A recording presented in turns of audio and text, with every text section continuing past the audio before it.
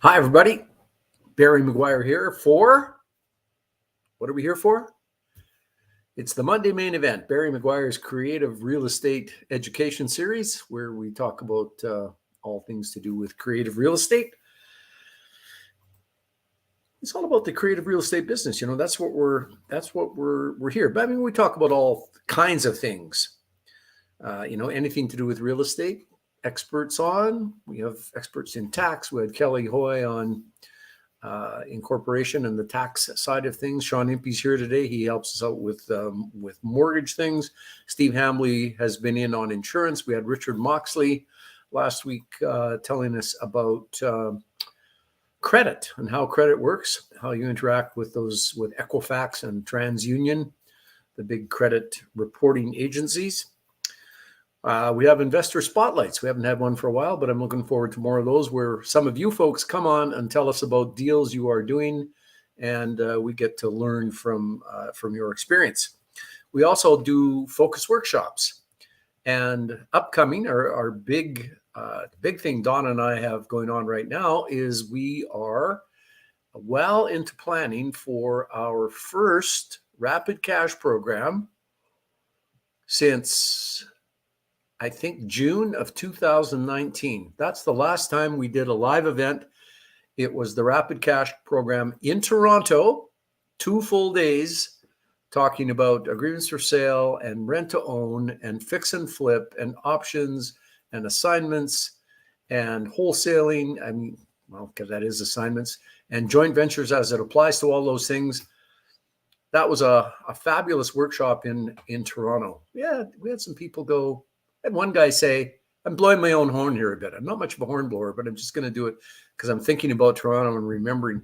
There was a guy sitting just to my right in the front row, and he, about a third of the way into it, put up his hand and said, I've worked for major Fortune 500 companies my whole working career.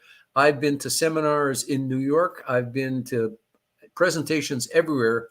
And you guys do the best darn presentation I've ever experienced.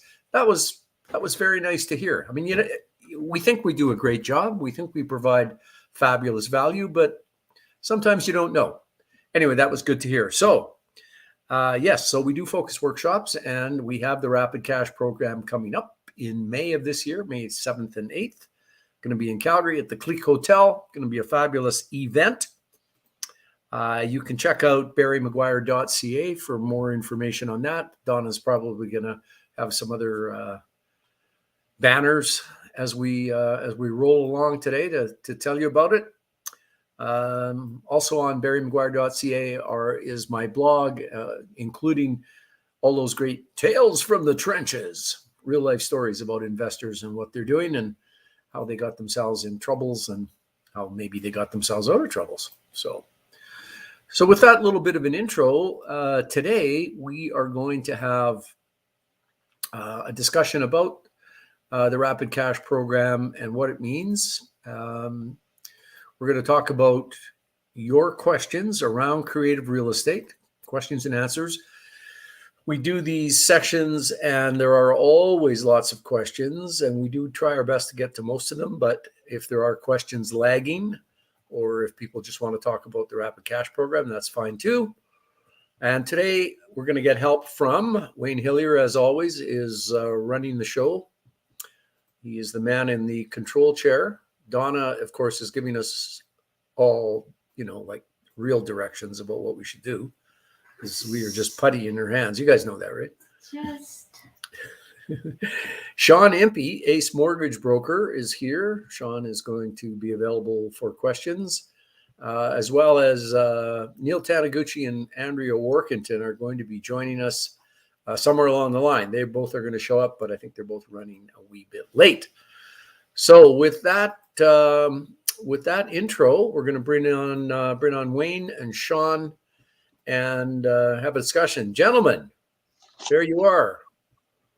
There you are. There. So, Sean, have you made it to Mexico this year? That's not creative real estate, but I think you own real estate in Mexico. That's pretty creative. What's it like? Have you been?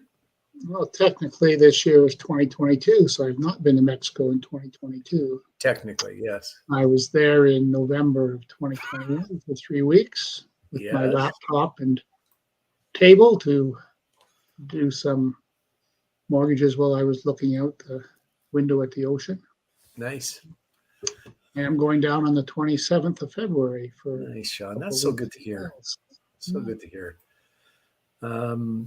As you know, Donna and I love to go to Mexico, and we had a trip planned, but just as we were planning it, we got a note from our folks saying, well, we're locking down, and it's masks and distancing. And we went, oh my God, we're not going to Mexico to do what we're doing here in Alberta. So we didn't go.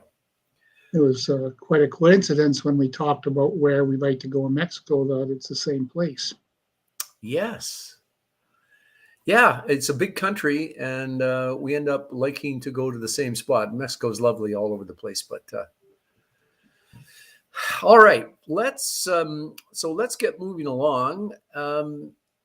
Just as a sideline, Sean, you and I were chatting earlier this week. You had a client who was looking to purchase some agricultural property, which, I mean, it can be creative. I've actually had a few questions from people about buying agricultural properties and subdividing them and doing interesting things.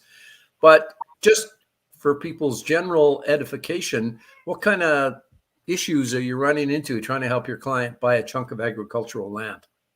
I'll give a Reader's Digest version of what happened. I got a call from another broker in my company who had been approached by someone who had won the bid, so to speak, on a foreclosure, 80 acres of farmland up near Athabasca. Collinton is where it's at. So he put in the high bid, and he'd been working with another broker who couldn't really get him what he wanted as far as a mortgage. So he reached out to my colleague. My colleague called me because I do all kinds of private funny stuff. And in the process, I thought, American coming up here buying agricultural land. I'm just going to Google Americans buying agricultural land in Canada. And sure enough, you can only buy 20 acres if you're an American. Well, this is 80 acres. So he can't actually own that property until he gets his permanent residence up here or becomes a citizen. I forget which one. I don't know. Maybe a PR doesn't even do it for him. Yeah, I think permanent resident. Yeah, if you're a permanent resident or a Canadian citizen, you can. Yeah. You're not subject to the legislation, which is the Foreign Ownership of Land Act. So it's not just Americans. Anybody who isn't a Canadian permanent resident or actual citizen. Yeah, so I went from looking for a mortgage to put on this, and this guy has 50% down. He has $150,000 cash to put against his property, and he wanted $150,000 mortgage on it. So pretty low risk. So I had some people who were willing to do that mortgage until we found out that it's not allowed. So now the dilemma is what do we do with this thing? And so we decided we would flip the coin and we would find somebody, a Canadian, who would buy it and own the property. It'd be on the title, put their $150,000 or $60,000 in, and the client would kick in $150,000 and do some kind of an agreement for sale, a rent own, or however he really wanted to structure it so that he could buy it when the time was right. And he's a cash buyer to close out down the road once his company gets established and he gets some assets in the States that he's selling off. So that was the plan, which made a lot of the original lenders who were willing to do it a little more nervous. So yeah. And then just as we were getting started on the show here about 15 minutes ago, he sends me an email, and lo and behold, if you have 4 American citizens on title at 25% tenants in common interest in it, that's 20 acres. So that can happen. So now we're back to a different, with a wrinkle that he didn't, any of the people that he was bringing to be on title, it was friends and family and stuff like that. They didn't want any part of being on a mortgage and being responsible for it. They just be on title for the sake of splitting up the interest on it. So yeah. So and then the show started. So now I gotta work on that tomorrow. See how we can Well, there finagle you that. go. There you go. Creativity is everywhere if you let your mind kind of expand for the possibilities, for sure. That's a very interesting file for you. Very interesting file. So it's Creative Q&A today. Wayne, I wouldn't mind moving over to you to hear what's going on in one of your more recent directions, which you found. I think you found condominium units that have been undervalued that you're able to acquire, add a bit of money to them, and then turn them back out. Fixing and flipping, I mean, is really what you're doing. Yeah. And so, tell us a bit about that. What are we working on here? Are we working on number 2, number 3, number 5? What is it? Well, if I could find another deal, this Edmonton market's been absolutely crazy the last couple weeks. Crazy for Edmonton. Okay, for Edmonton, going into multiple offers and people selling over a list. It's nuts right now. But there's when I first started looking at condos for flips, it was just we were getting back into flipping, we wanted to turn it into a business as opposed to just doing, a deal here, a deal there. And there was a huge opportunity with condominiums at the time when I was looking at it.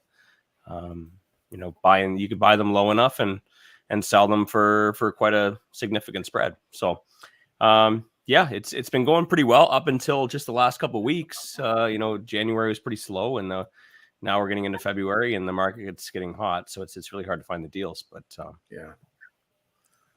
So that really the big issue for you is finding deals at low enough price, finding deals where there's the spread you need. Is that the issue? Yeah. Well, the supply is really low right now in the market. There's not a whole lot on the market, and anything that is on the market, it's very competitive. So I'm hoping that next couple of weeks here, maybe it was just a December, January slow time of the year.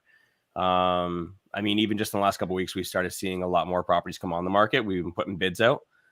Just hoping that once the supply goes up, the demand will go down and we'll be able to start negotiating the prices that we need. I saw a note last week that I think in Calgary, there were just over 2,000 properties listed.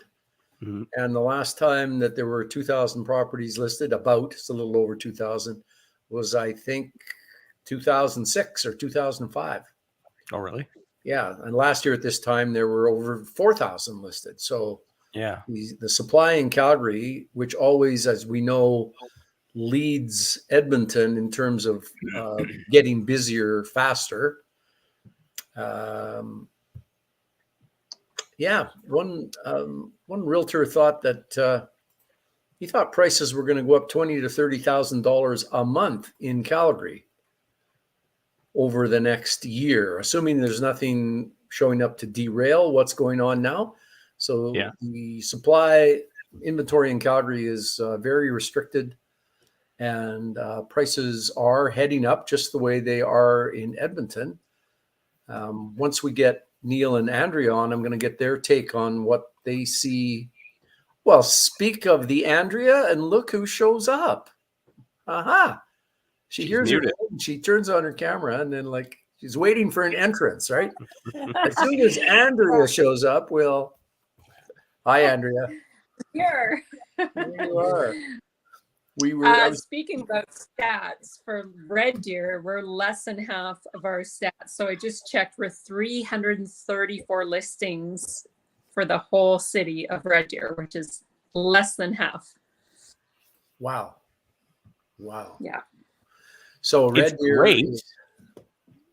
It is great. I'm not complaining. I don't think Andrea is complaining either, because with demand it's going to increase all of our price. All of our properties are going to go up in value, and I think we're all going to capitalize. That's about the same ratio. Calgary, because Red Deer is about 100,000, right? So 330 for 100, and Calgary's about what, 700,000 or 800,000.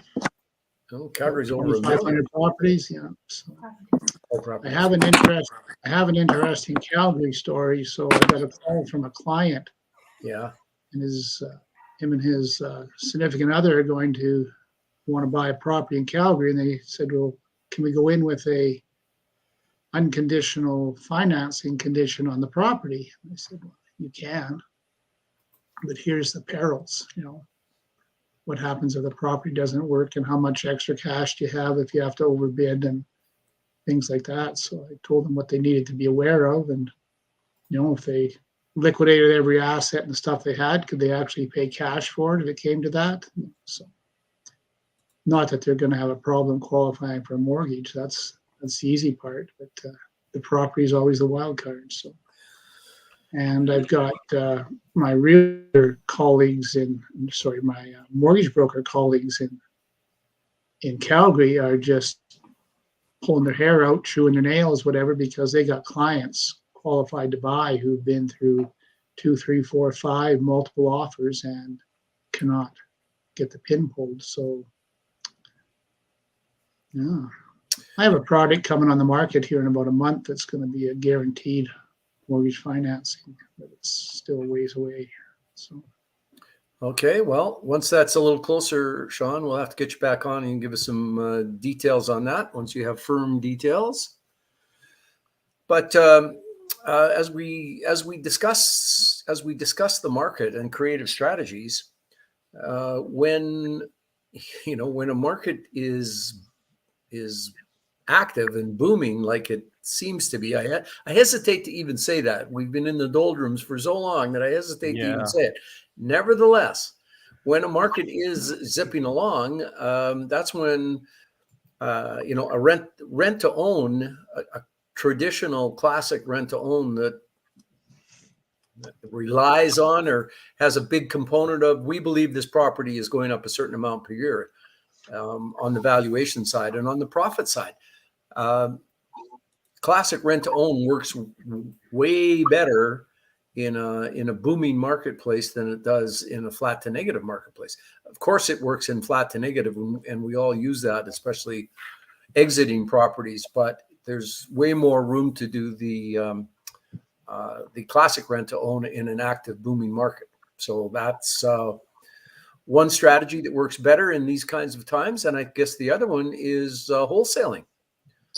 If properties are going up $20,000 to $30,000 a month, and you can tie a property up for some period of time, you got a much better chance of finding someone who's going to take it off your hands for a reasonable assignment fee than you have in a flatter market, for sure. For sure. So let's talk about rent to own for a minute.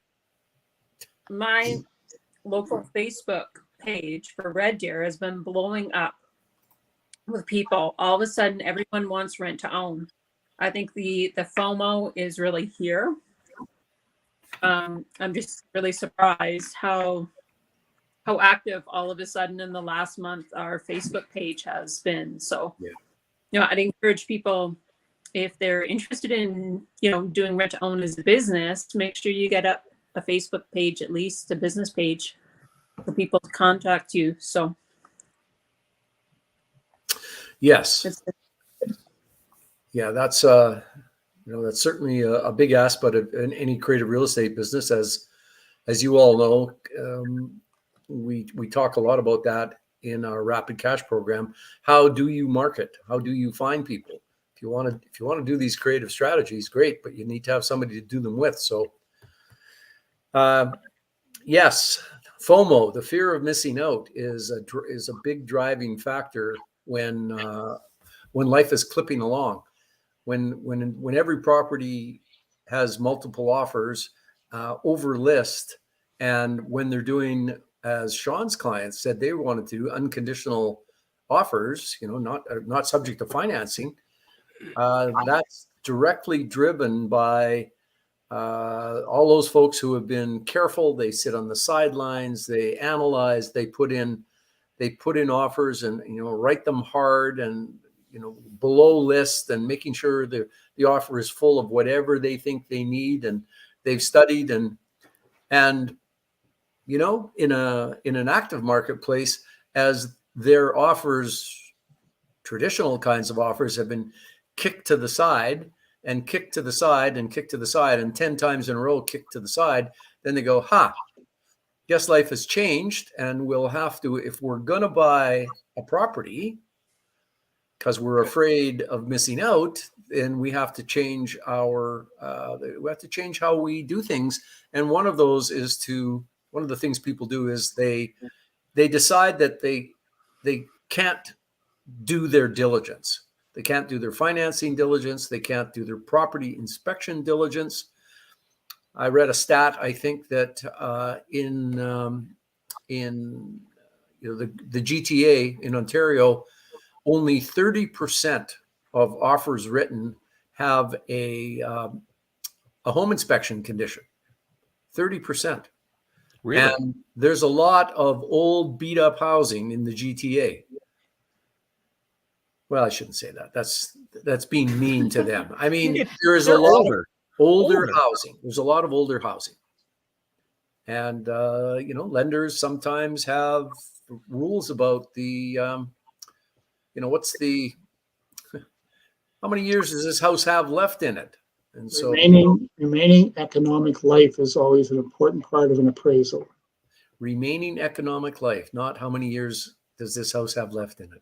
That's what it is. Yeah. Remaining and economic has to be 5 years longer than the amortization period. Okay, makes sense. Interesting. So folks, as we move into busier times here and price rising times in Alberta, I mean, we're going to have to start thinking about and dealing with those issues that we haven't had to deal with here on the on the buying side, which is multiple offers and offers over list and people willing to throw in the offer without any conditions and maybe change some of the strategies. Maybe folks want to crank up their rent to own businesses or start a rent to own business. Maybe they want to focus more on wholesaling to get properties under contract now, try and get a closing date, 3 or 4 months out, and give yourself a chance to let the market work its magic. And that will help your wholesaling business a lot. All right. We do have some questions, Barry, if you want to. Yeah, let's hit. This is supposed to be Q&A. I'm flapping my gums here. Jared's got a question here right away. Jared says, Jared, my question is this. I'm struggling with MLS deals for my first flip. Is there something y'all would suggest I offer creatively on an MLS offer to make my offer stand out over people coming in without requiring an inspection? So sounds like Jared is running into people who are putting in offers, as we said, and they're not requiring an inspection, if I'm interpreting that properly. Mm-hmm. Andrea, as a person who writes a lot of deals and you're now an official realtor, what do you Yes. think, Jared? I would suggest Jared to do a cover letter that talks about you and your family and how much it would mean to your family to be able to purchase this home, because really otherwise you're just a nameless person. And when somebody's got 5 offers to choose from, and if this has been their family home and they want to see it go to another good family, even if you're going to flip it, I wouldn't say that in your letter, but you can try that. That's what a couple of my clients are doing, just to tug at the heartstrings, people. Yeah, I certainly agree with that. I've had clients use, write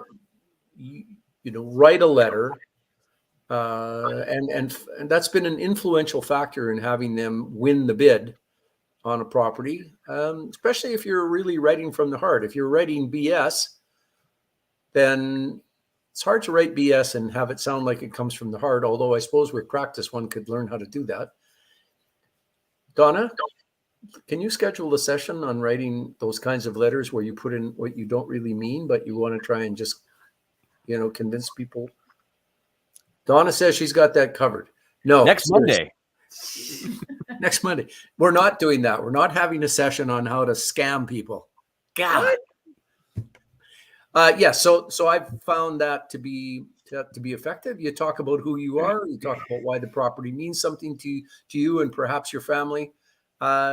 You can say what it means to you, and that can certainly be an effective way to do it. It takes a while to get good at those letters, but they are good to do. They are good to do. As far as the inspection, I know people who just take in their favorite contractor when they go to look at the house the first go around, and he's, a good contractor will know as much as an inspector, and might not have the gadgets, but at least he can find out if there's anything major wrong with the property, and you can decide whether you want to accept it the way it is, or there is issues. So yeah, that's a good one. That's a good one, Sean. A solid contractor will have lots of great commentary. Yes, Donna. Neil is in the green room. All right. So Wayne has got him. can you let Neil in there, Wayne? There he is. Yeah. Super. I got to step away for a minute. The doorbell's ringing and my dog's going crazy. So. Okay. Thanks, Sean. Tag out. As Sean was saying, taking a contractor to look at the home with you, if you can't get a home inspection booked, is a good thing to do, because a good contractor knows lots and lots and lots about properties, and it would only be those tough things, something hidden behind drywall that's been cleverly disguised. That mean a contractor would, and a home inspector would have trouble finding that. But Exactly. You can probably amend your offer a little bit to say, listen, Mr. Seller, I need you to tell me that there's you haven't ever had any leaks or underlying issues or anything that we can't see on glancing around your house. I just want to know I'm buying a real solid property that don't have any issues. So between that and a contractor, that might get you by the difficulty of the home inspection side of it. Neil, we've been talking a little bit about how busy it is. Wayne's having trouble finding properties to plug into his fix and flip business. Andrea says that listings are half what they normally are in Red Deer. I understand Calgary has got half the listings that they would have had this time last year. Multiple offers, over list. Do you have any perspective on what the market is doing in Airdrie, where you are, and in Calgary? Yeah, I think maybe some of this has been stated already, but in single family right now, it is possibly crazier than the 05-06 major bump that we saw. Maybe not in the doubling of values, but certainly in the number of houses, single family, that are available for sale versus the number of buyers that are out there. Because Calgary has grown 30% since then, and the inventory was lower at the start of January than it was in when the barrel was the driest, so to speak, and emptiest in 2005-06.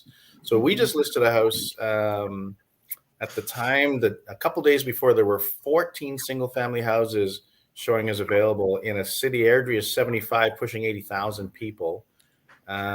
We had 56 showings, and we had I think it was 13 or 14 offers in the house, and two of them were clean, unconditional. Here's a hint for anyone, by the way, if you are going to list. One of the things I've heard from more than one realtor is, if you are going to take an offer well over list, get a big flat deposit on that deal, because they are seeing a few deals cratering because people are panic bidding over, and then going to get approved, and they can't get approved because the house doesn't appraise, and they don't have enough money in their jeans or in their bank account or in the at their disposal to come up with the amount on the shortfall to the appraisal. So if someone's going to walk away from you as the seller, make it worth your while to have them walk away. Don't take the standard 10 grand that we've seen for years on offers when in a slow market. I didn't really even pay attention to how much the down payment is. So get a strong down payment if you're selling and being over. So that was one. We have been offering on a couple different flip houses in the last 30 days. The first one was it was actually a private sale, not even listed, and it went multiple offer. We didn't get it. The second one was multiple offers, and we actually get this. We were actually over the other folks by $3 or $4 grand, unconditional, but our closing date was 30 days longer. And they went, we can't be bothered. And they said, oh, if you had only come back to us, we could have probably moved closing date. So we just did one where we asked, and this was over the weekend, we said, what date does your seller want? And they said March 31st. So we wrote March 31st in our offer. Went in unconditional. So back to the question that Jared asked, and Sean, you stole my thunder when I was in that backstage part of this thing. Absolutely. Take your contractor with you to the viewing, right? To the showing, and have them walk through, and they'll tell you whether or not there's going to be any major, like Barry said, you can't see it all, but you wouldn't have found it likely on a home inspection anyways. And you don't need an inspector. A decent contractor worth their salt can tell you what to look for in the house. But anyways, we went in unconditional on that, at what we thought was a decent amount over, and won it, and then went back to them and said, oh, by the way, if you March 31st works, and we offered them I think it was $5 grand more to close April 28th instead of March 31st. And because again, for us, when I looked at our hard money lending and what our costs were going to be with property taxes and insurance and utilities, we're going to need that time anyways to get the development permit done. So it's going to be less carrying cost for us to pay them more than to actually have it on hard money lending for that period of time. So we were able to win the deal. And once we had the deal won, we went back and said, hey, would you take a little more money and hang on to the property a little longer? And they bid.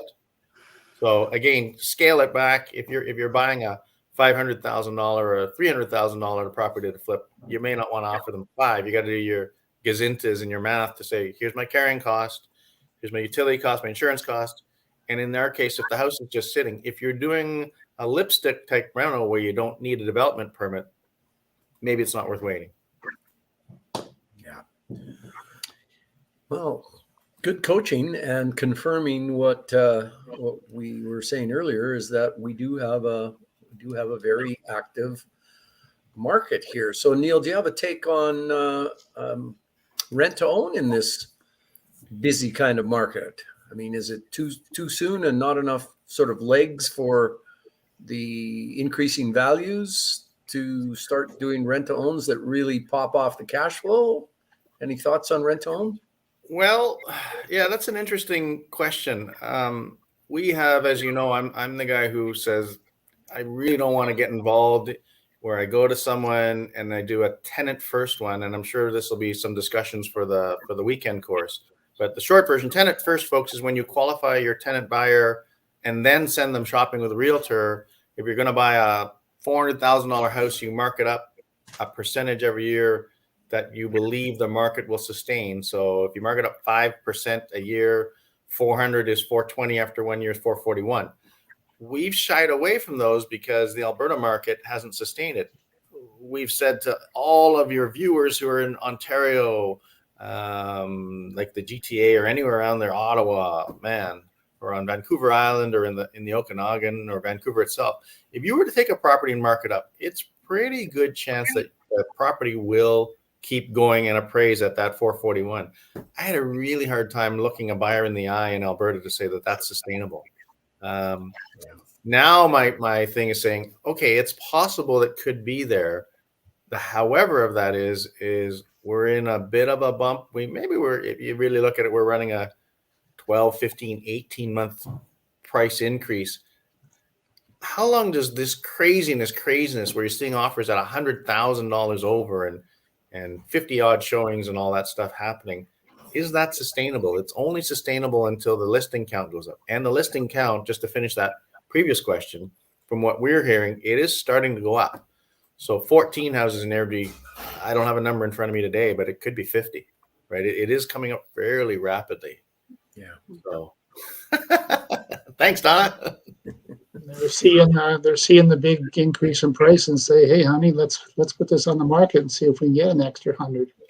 A lot of Sell it accidental now. landlords are getting out. So, yeah, to answer your question, I'm still a little reluctant to do that. Wayne, you might want to pipe in as to whether or not you would do a tenant first in this environment. Do you think what we're seeing, like it really, we're guessing, how sustainable is this run? I'm agreeing with you 100%. It's like, is it sustainable? I don't know. I really don't. Proceed with caution. Proceed with caution. One other factor that I'm seeing a lot, and might be mildly different than the last big run up in 05, 06, is, boy, there are a lot of people from out of Alberta buying in Alberta. Tons of folks from BC, tons of folks from Ontario, tons of inquiries from those places. I'm having, at least a couple of deals a day come to my desk from folks from Ontario, folks from BC, and that's all, I think, driven by Podcasters. Yes, that's who's driving it. 6 a.m. podcasters. There was a story in the Globe about a Calgarian, a lady who moved from Calgary to Toronto 25 years ago, got married, didn't really like the politics in Alberta, was just a bit more of a centrist or left winger, and loved it in Ontario. And then her parents in Calgary, quite a bit older, 25 years older, she wanted to move back. And so what she was able to do is sell her 2 half duplexes. She had 2 semi-detached in Toronto, lived in one, and one was an investment property. Sold both of those, bought a $600,000 house in Canyon Meadows, and 3 investment properties. Paid cash for the Canyon Meadows house, and has 3 investment properties, and is now back in Calgary. So she can work wherever she wants. She still has a job in Toronto. I mean, there's more and more of that going on. And I think COVID has had everybody wake up to the notion that you don't have to live where you work.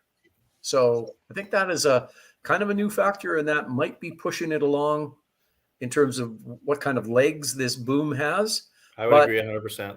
Yeah. I'm with, on the other side of it, I'm with Neil and with Wayne that you should proceed with caution, because we don't really know how long it's going to go. So, yeah. All right. Lots of Questions. Let's go with some more questions. Follow up for Neil. Would you have waited to accept an offer? Bit of a coin toss there, Jared. In this case, we did. We've also had sometimes gone in with 2 offers. That's a strategy that gets talked about in the rapid cash, right?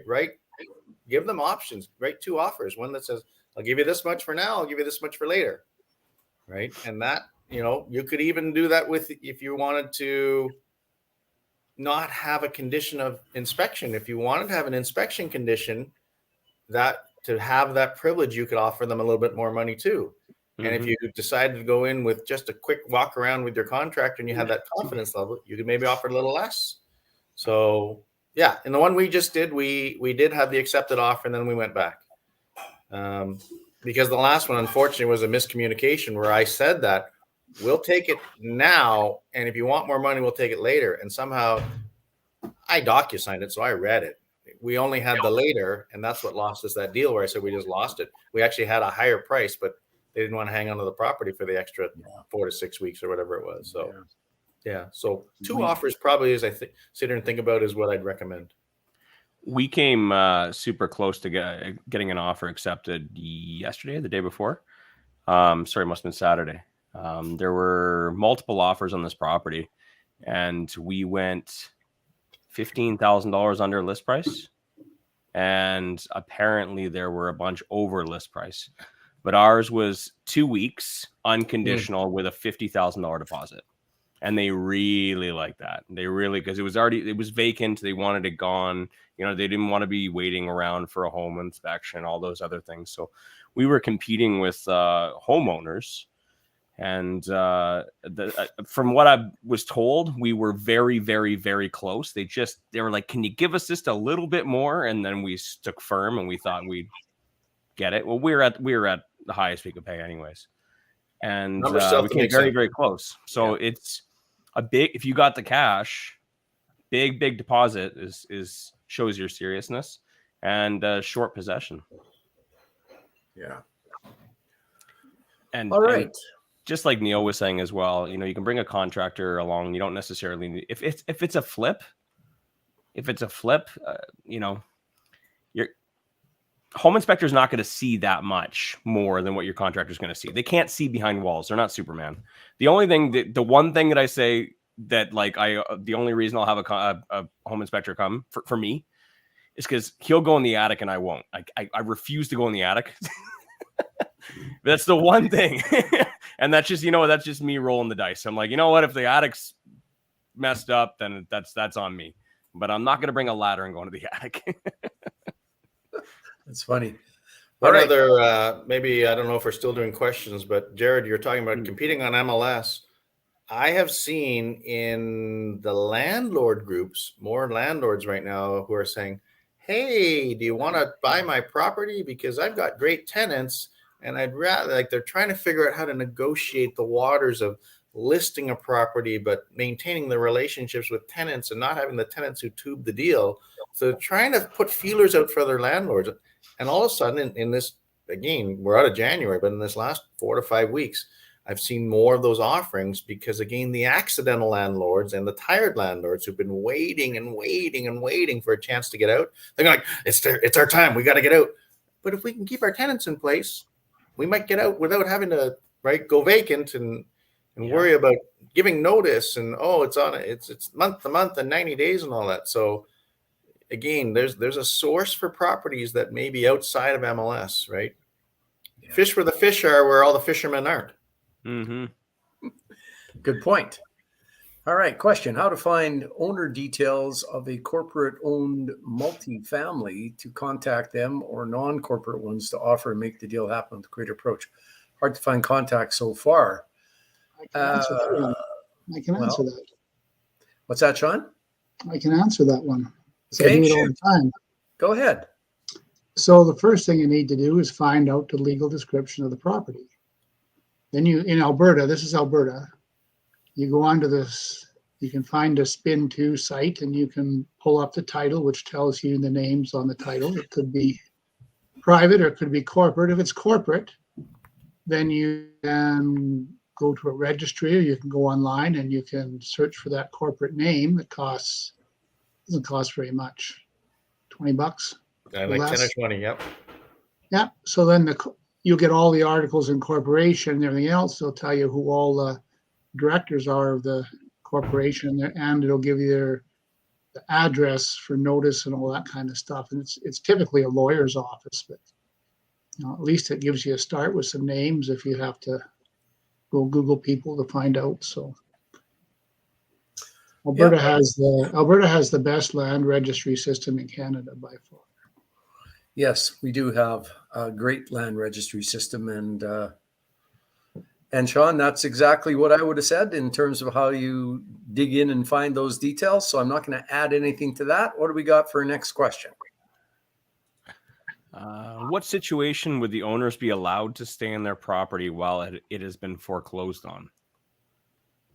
I'd take that one if you want. Yeah, you go ahead. Better.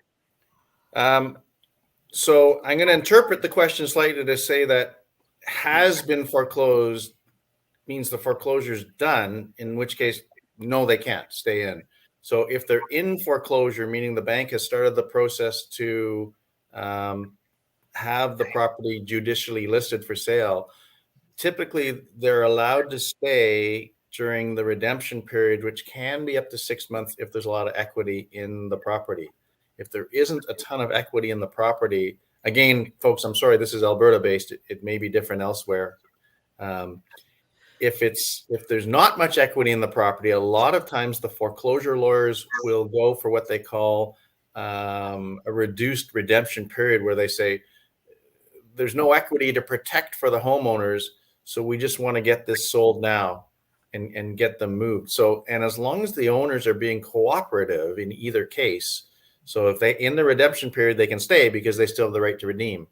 If they're now where the court has said go ahead and you can list it, Mr. Bank Lawyer, Mrs. Bank Lawyer, as long as they're cooperative, a lot of times the bank will let them stay. It's when they start being uncooperative that the bank will file a motion to have them removed. And Barry, you can tell me what that actually is in legal terms, but to get them out so it's a vacant listing. Order for possession. Thank you. Yeah, no, that's a good summary of it, Neil. Good summary. What do we got next here, Wayne? Let's talk about rent to own in Saskatoon. Oh my goodness. There should be a lot of properties on the market in Saskatoon these days. Yeah.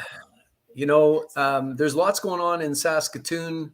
There's probably lots of opportunities for creative things going on there with all the stuff that's going on with Epic Alliance, but that's mildly off topic for us. So we'll wish all those folks well. We might address some of that on a future show. We are getting a ton of inquiries from folks, but let's pop on to another one that's a bit more relevant for today's conversations. Yeah, I'll tag into that very quickly, Barry. That just says, Okay, sure. For Saskatoon, I have some friends who sold out there, and if they had waited, but they didn't, they wanted to get out. Our daughter has a property in Regina, and she's ready to go. Rent to own, folks, can be a really good exit in a market that has not caught on fire like some of the others have. It might be coming there next because, again, as the money flows from Toronto out, BC back in, et cetera, across the country where people are looking for affordability, there may be that time where if the prices keep going the way they are in Alberta, there's going to be a few people go, maybe we can go there, because everyone knows that there's 306 folks everywhere in this bloody country of ours, right? Go Riders. Yes. And every now and then when things go really well, you hear of people in Alberta who go, we're ready to cash out here and move back home because we can live for less there. So that could bring a bump there. If it doesn't happen, though, rent to own, and again, I remember this from the last time we had the course. I'm pretty sure it's in the Donna notes in the big thick manual that talks about here's an alternative to taking your property that perhaps is negative cash flow that you just don't want anymore. You're a tired landlord, and you can now find a way to exit it when the conventional MLS market isn't giving you the sales solution that you're looking for. Right? Put it up for rent to own if you have the asset. So I don't know if that was maybe where the Saskatoon type question came from. But tired landlords, it could be an opportunity to exit the property. Thanks for that, Neil. Does Wayne Notepad have any questions? It always has questions. I got the memory of a goldfish. I have to write things down when I think about it. Well, we can get to you at the end if nobody else has any. Here's one. We got another one. Yeah, we got one. Anyone have ideas how to package 4 properties for sale to a potential buyer that have renters? All 4 have renters, maybe? Who to target, how to target, or what could a person do instead of trying this package deal? You want to sell 4 properties. All right, you guys? Who's got Cole Wayne. Why? Why? Why are we selling? Why all 4? I guess there's got to be some sort of an incentive to package it, right? Otherwise, just 4 properties. That would be my question: is to why package them? How can you make it more appealing to whoever wants to buy it? Yeah. Neil, do you have any ideas, creative ideas of why someone would want it packaged together? Again, I'm going to read the question as saying, I think it's coming from an owner. And so it might be, again, along the lines of move to the US. When you're a landlord and you want to sell your property because the values have hit for whatever reason, it might not even be that you're underwater and accidentally you just want to get out. It might just be that where you are in life says it's time to step back from being active, or you're trimming, right? The old rain thing that says we have all these properties. We're going to keep the stars and trim the dogs as we go and take that equity and pay other stuff off. In any case, if it's a landlord who's decided to downsize, could be 4 to 4, could be 4 to 20. it means that if you put it together that way, that you don't have to, again, I have great tenants, which could appeal to a prospective landlord coming in. I don't have to upset the tenancy, which means I don't have to deal with A, reconditioning of the property, B, empty properties where I don't have any cash flow, or if you have leases then maturing all over the place, or worse, if they're month to month. And so now you have to find a buyer who's willing to wait in a hot market for 90 days after you've told them that you want to, your tenants, that you're terminating their lease. That's what I'm reading that says, you know, if I wrap a bow, I put a bow on it, there's got to be an investor out there who's looking for, oh my gosh, there's 4 turnkey properties available. Yeah. Looks like we're getting a bit more update on that. What was the last comment in there before the Sounds like they want to relocate to the US. Okay. And so because I can pay less. Less commission? Maybe. Pay less if you're buying. How is it you're selling? Buy in bulk, you get a discount if you buy in bulk typically, right? So Yeah, that's what I thought. Yeah, maybe you could throw a lemon in there, maybe one that doesn't perform as well, and then the other ones are good deals, right? That was my thought. So I was going to ask Neil. I was going to ask Neil to sell me on his 4 properties. How would you do it? Because all I hear is 4 properties. Well, I only want 2. You know what I mean? Or but there's no financing, you know, there's no way I can finance them creatively. I still have to get 4 mortgages, 4 transactions, right? So why 4? You know, you got to find some way to be creative about it. Well, if one of them's crappy, as far as like, you know, negative cash flow or something like that, then maybe you can offer a deal on the other ones as a package to be able to get rid of that one. Because if you try and sell that one by itself, it's going to be a real pain. Right. So we picked up a multi-townhouse deal very early in our career, and it was one of those water cooler deals, one realtor to another within the same office. And it was an investor had been peeling them off over the years. And I think if I read between the lines, what happened was because they all went on one contract, it was really weird. That same thing, the seller said, I'm only selling if I find someone who'll take them all, because I'm not paying full commission on all these either. That's what probably my take was on it, as to why they did it that way. Brandy added in there, could seller offer a VTB? That would definitely sell. That was another one of my thoughts, that if you're trying to if you need to get rid of them and you want to make it creative and appealing, either VTB if there's no mortgage, or an agreement for sale would be great. If you can offer some sort of a financing terms that makes it more appealing. Say, you know, I can give you 3-year agreement for sale on this one, 2 years on this one, 5 years on that one. And now there's an added benefit to me. There's value in the financing. Yeah. Maybe a reduced down payment gives me some time to do some repairs, increase the value. If it's 4 townhouses in the same complex, there's an advantage because you're not having to do your due diligence as a buyer on 4 separate sets of documents, right? It could be. There's a couple variables in there. Might be a question to get posed separately outside of here within the group. Yeah, absolutely.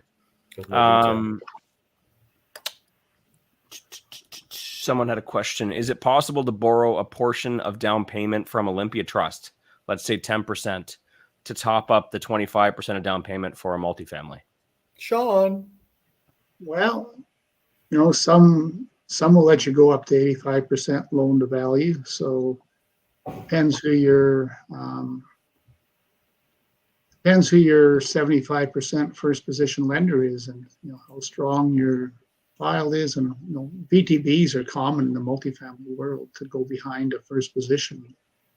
I would say 15% down total is probably kind of the minimum you'll get away with. So it is possible. So, you know, I know clients who they do find a way to get the cash and close it, and then they come and put a second on afterwards too. So get your money back. So that's one option. If it's Olympia, you can go to 100% of value if you do it afterwards. You can't do it to close though up front. So that's the catch. So it'd have to be a pretty good cash flowing property if you're putting a second on with Olympia, because usually those rates are 10 plus for seconds, right? So Yeah. unless you know somebody who's sleeping. Or if you had a second property unrelated to the multifamily that you're looking for, the creative side could be lend me money on this property that gives me my 10% that I can now go put it on. Where's my other hand? That property. Video cameras. This hand to this hand. You know what I'm trying to say? Yeah. Thank you, Wayne. And that's Wayne's often hand is the property, not the multifamily. yeah. First question to my clients is always, what else do you own? You know, people forget where they might be able to borrow money, you know, on private or even on they don't think I could get money out of this property and that property and round up a down payment to buy something else. They don't, you know, the money's not available, or they, you know, haven't set up their mortgage to be readvanceable into a HELOC that they can access those funds. So it's a lot of creative things. You know, I talked to a client today, and my house is free and clear, and it's worth $450,000. Well, Nice. Nice.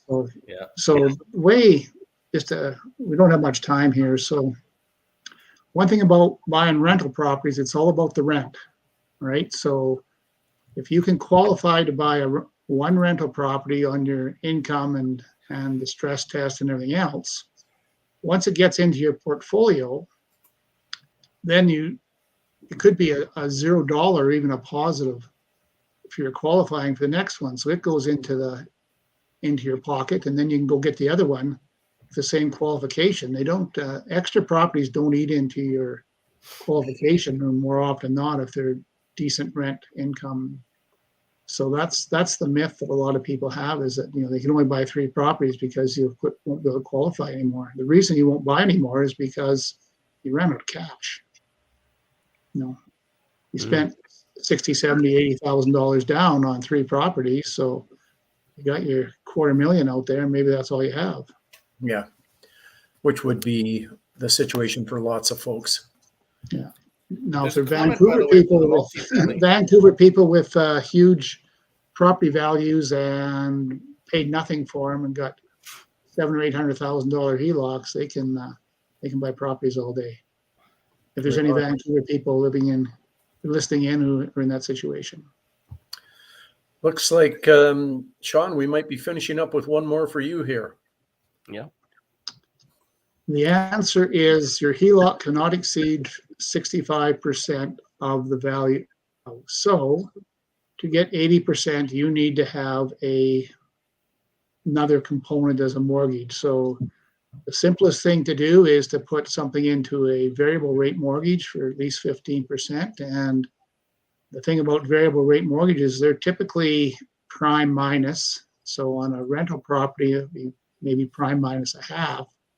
So that's 2% today, and your HELOC would be probably 3%. It was prime plus half.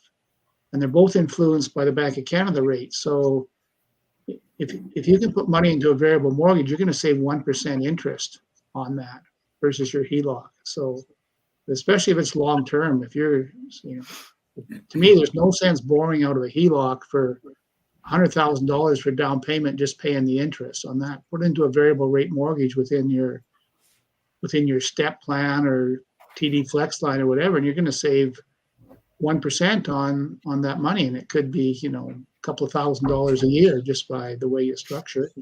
Easy to get out. So you save the 3 months interest penalty if you have to get out of it. Is you save that usually in the first 6 months.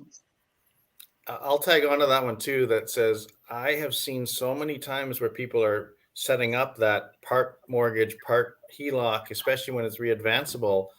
And I don't quite ever understand why the HELOC gets established at 65% out of the chute, because that leaves you 15% in your mortgage. And as you pay that down, you can't readvance it because you've already maxed out the HELOC. So it's like the other way, go 60% of it on a mortgage, 20% in the HELOC, or even less. So every time you pay down that mortgage, the HELOC limit can keep rising until you get back to that 65%. Exactly. And talk to your mortgage broker and your accountant before you do that kind of stuff. And on that note, folks, that's why you tune into these into the Monday main event because it's chock full of these kinds of observations. I don't know where else you're going to get it as nicely put and as succinctly as you do from our stellar crew. I know where. Yeah. There will be a ton of nuggets like this that get handed out in the first week in May. Live event. Yeah. So many nuggets. Who was it that said, Wayne, are you asking questions? Wayne normally at the end of those sessions has how many pages of notes and questions? A few. Because there's nugget upon nugget that comes from those sessions. Tons Right. of two full days of nuggets. That's what it is. Yeah. That's I awesome. was at a session with Wayne. I think he had 8 or 10 pages of notes, and I'm sure he was there to midnight, busting Barry's ears. So in Red Deer, that was Hey, years ago. you're paying for, you don't leave without getting your questions answered. That's Yeah. right.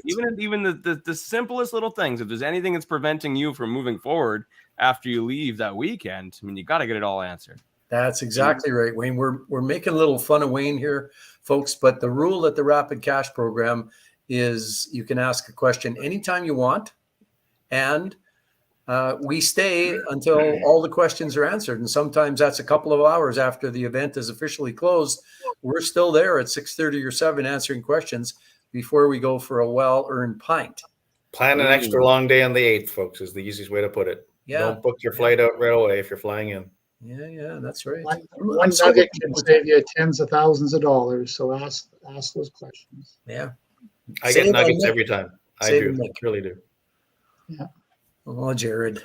All right, everybody. Well, thanks for showing up and doing the usual great job. So we'll sign off now. Thanks a bunch for everybody. And we'll see you all next Monday and in May at the Rapid Cash event. Good night, See you guys. everybody. Have a great night. You guys.